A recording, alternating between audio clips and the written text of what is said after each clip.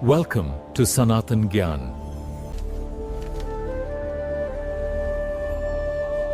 सनातन ज्ञान पॉडकास्ट में आपका स्वागत है।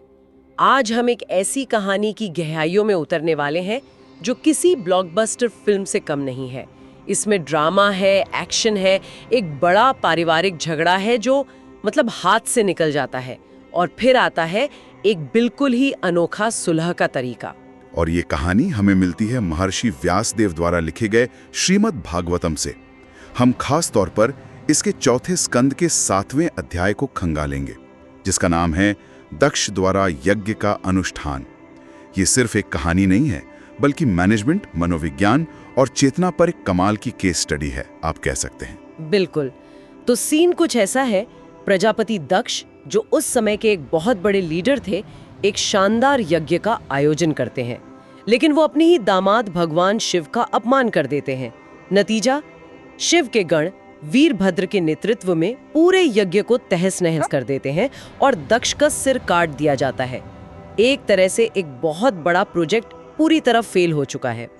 आज हम देखेंगे कि इस तबाही के बाद बिगड़ी हुई बात को सुधारा कैसे गया। और ये कहानी उन लोगों के लिए बहुत दिलचस्प है जो जानना चाहते हैं कि बड़े से बड़े टकराव के बाद शांति और सामंजस्य कैसे वापस लाया जा सकता है।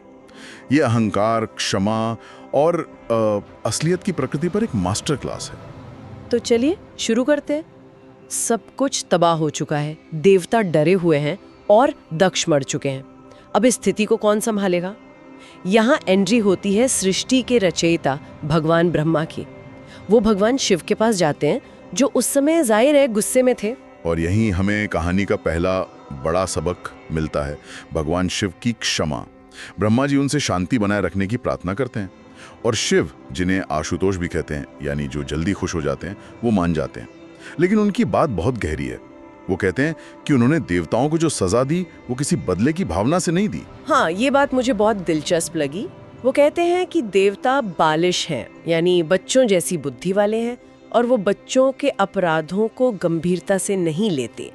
ये थोड़ा विरोधाभासी नहीं लगता?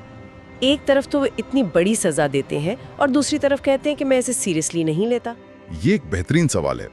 इसे ऐसे समझिए कि ये एक पिता का रवैया है। जब बच्चा कोई बड़ी गलती करता है तो पिता उसे सजा देता है, लेकिन मन में उसके लिए कोई दुश्मनी नहीं रखता। सजा का मकसद बच्चे को बर्बाद करना नहीं, बल्कि उसे सुधारना होता है। शिव यहाँ एक कॉस्मिक कोर्स करेक्शन कर रहे हैं। वो सिस्टम को ठीक कर रहे हैं, सिर्फ दोषियों को तोड़ने के लिए नहीं। अच्छा, तो ये बदला नहीं बल्कि एक रीबूट था। तो फिर इस रीबूट में क्या क्या समाधान सुझाए गए? क्योंकि यहीं से कहानी बिल्कुल अजीब और मजेदार हो जाती है। हाँ, समाधान वाकई अनोखे थे।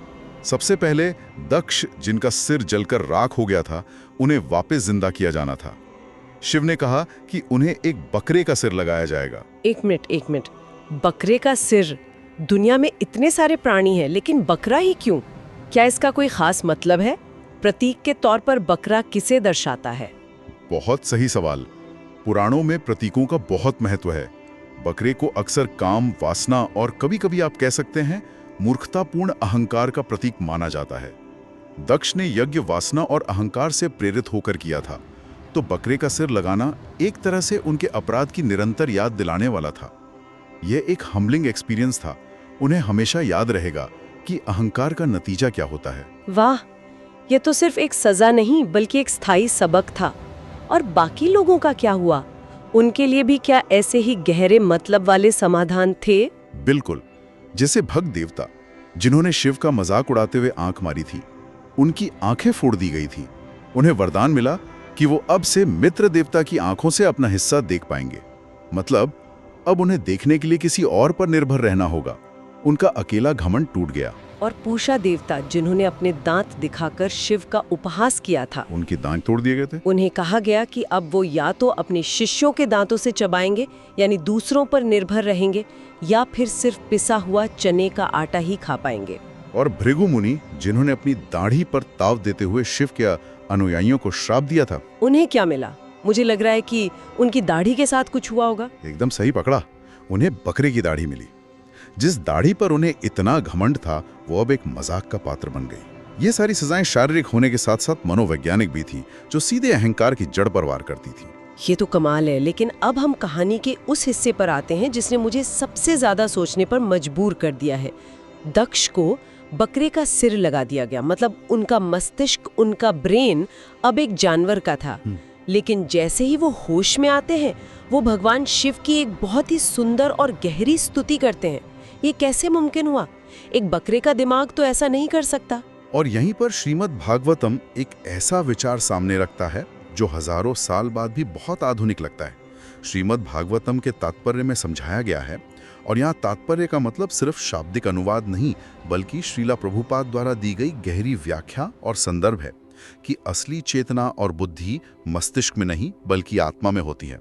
मतलब हमारा दिमाग सिर्फ एक हार्डवेयर है और चेतना या आत्मा उसका सॉफ्टवेयर है जो पोर्टेबल है। दक्ष को एक नया सीपीयू मिला, एक बकरे का सिर, लेकिन उनका कोर प्रोग्रामिंग, उनकी आत्मा वही रही। आपने इसे खूबसूरती से समझाया। बिल्कुल यही बात है। शरीर और मस्तिष्क तो सिर्फ एक उपकरण है, चेतना आत्मा का गुण है। यही वजह है कि शरीर बदल जाने के बाद भी दक्ष की स्मृति, उनकी बुद्धि और उनका पश्चाताप बना रहा। ये इस कथा का एक बहुत गहरा दार्शनिक बिंदु है कि हमें अपनी पहचान इस शरीर से नहीं बल्कि अपनी चेतना से जोड़नी चाहिए। और ज्यादा गुस्सा आता है या ये अजीब और अपमानजनक अनुभव उन्हें सच में बदल देता है? ये अनुभव उन्हें पूरी तरह बदल देता है। जैसे ही उनकी नजर अपने सामने खड़े भगवान शिव पर पड़ती है, उनका दिल ईर्ष्या और द्वेष से साफ हो जाता है। ग्रंथ में बहुत सुंदर उपमा दी गई है। जैसे शरद ऋतु की बारिश से झील का गंदा पानी एकदम निर्मल हो जाता है, वैसे ही दक्ष का हृदय शुद्ध हो गया। उन्हें अपनी गलती का एहसास हो जाता है पूरी तरह से। वो अपनी मृत बेटी सती को याद करके रोते हैं, लेकिन फिर खुद को संभालकर शिव की स्तुति करते हैं। और वो जो कहते हैं वो पश्चाताप का एक शक्तिशाली उदाहरण है। वो कहते हैं, मैंने भरी सभा में आपका अपमान किया क्योंकि मैं आपके असली तेज को नहीं जानता था। मैं तो अपने अपराध के कारण नरक में गिरने वाला था, लेकिन आपने मुझे सजा देकर मुझ पर कृपा की और मुझे बचा लिया। वाह, मतलब वो अपनी सजा को एक आशीर्वाद के रूप में देख रहे हैं। ये एक बहुत बड़ा मानसिक बदलाव है। अपने पतन में कृपा देखना आसान नहीं होता। बिल्कुल, यही अहंकार का टूटना है। जब तक अहंकार रहता है, हमें हर मुश्किल एक हमला लगती है, लेकिन जब अहंकार टूटता है तो हमें समझ आता है कि कई बार कठिनाइयां हमें सही रास्ते पर लाने के लिए एक जरूरी धक्का होती हैं। तो अब दक्ष बदल चुके हैं, देवता अपनी अपनी सजा भुगत चुके हैं, यज्ञ फिर से शुरू होता है। और जैसे ही दक्ष घी की आहुति देते हैं, सीन में एंट्री होती है भगवान विष्णु की। और क्या शानदार एंट्री होती है। बताया गया कि भगवान विष्णु गरुड़ पर सवार होकर प्रकट हुए। उनका तेज 10 दिशाओं को रोशन कर रहा था। उनका श्याम वर्ण, सुनहरे वस्त्र, 8 भुजाओं में शंख, चक्र, गदा जैसे अस्त्र शस्त्र, एक बहुत ही भव्य दृश्य था। उनके आते ही ब्रह्मा और शिव समेत सभी ने प्रणाम किया। इससे यह स्थापित हो गया कि यज्ञ के परम भोक्ता यानी यज्ञेश्वर विष्णु ही हैं। सारे यज्ञ अंततः उन्हीं को प्रसन्न करने के लिए हैं। और यहाँ पर विष्णु सिर्फ अपनी उपस्थिति दर्ज नहीं कराते, बल्कि वो इस पूरी घटना का सार बताते हैं। वो एक ऐसी बात कहते हैं जो उस समय चल रहे कई विवादों को खत्म करने की कोशिश करते हैं। हाँ, और यही इस कथा का दार्शनिक शिखर है।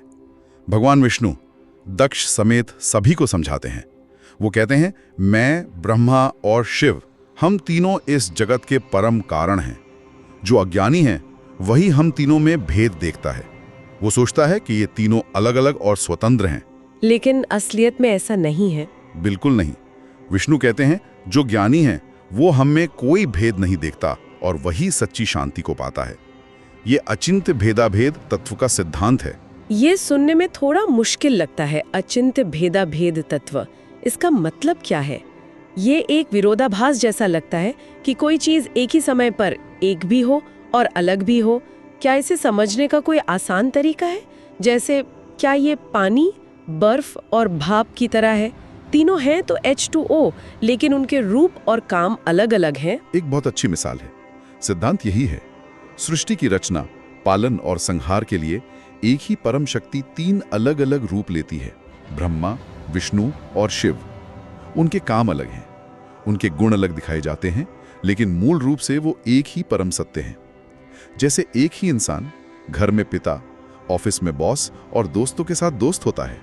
व्यक्ति एक है, लेकिन भूमिकाएं अलग अलग हैं। विष्णु का ये संदेश दक्ष के यज्ञ में हुए संघर्ष की असली वजह पर चोट करता है, जो मेरा देवता तुम्हारे देवता से बड़ा है वाली सोच थी। बहुत खूब।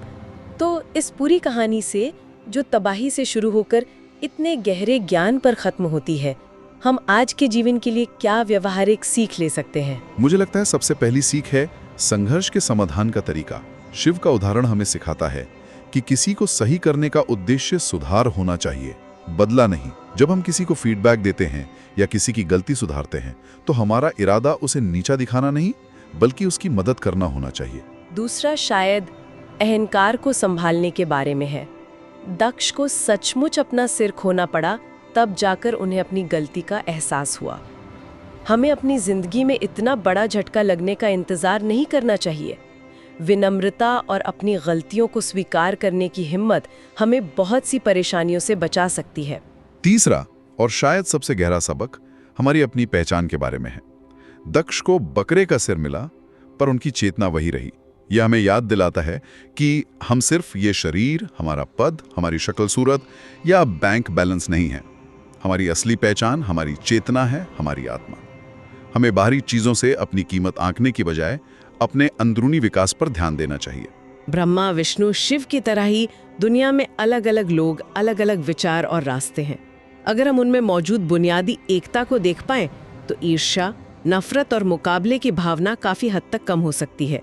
यह हमें अंदर से शांत बनाता है। तो आज की इस गहरी पड़ताल का सार क्या है? अगर हम इस कहानी से कुछ मुख्य बातें याद रखनी हो, तो वो क्या होंगी? संक्षेप में मुझे लगता है 4 मुख्य शिक्षाएं हैं।